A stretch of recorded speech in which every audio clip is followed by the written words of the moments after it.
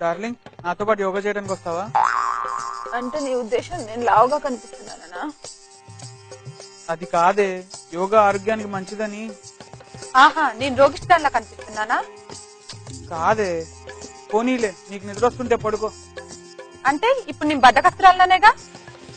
బాబోయ్, నువ్వు నన్ను అపార్థం చేసుకుంటున్నావే. ఓహో, అంటే నేను నిన్ను అర్థం చేసుకోలేదన్నమాట.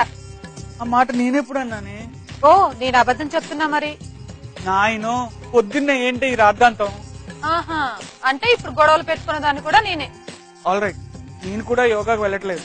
హ, అసలు నీకు వెళ్ళాలని ఉంటేగా, ఏదో నన్ను బ్లేమ్ చేయడానికి కాకపోతే. దేవుడా, సరే నువ్వు పడుకో, నేను ఒక్కడనే వెళ్తాలే యోగాకి, ఓకేనా? ప్రతి చోటికి నువ్వు ఒక్కడివే వెళ్ళి బాగా ఎంజాయ్ చేయి. తల్లి, ఇక నాకు ఓపిక లేదు. చూసావా ఎంత స్వార్థం? ఎప్పుడు నీ గురించి ఆలోచించుకో, నా ఆరోగ్యం గురించి అస్సలు పట్టించుకోకు. అసలు తప్పు ఎక్కడ జరిగింది? పొద్దున్నే ఎవడు కోకమన్నాడు?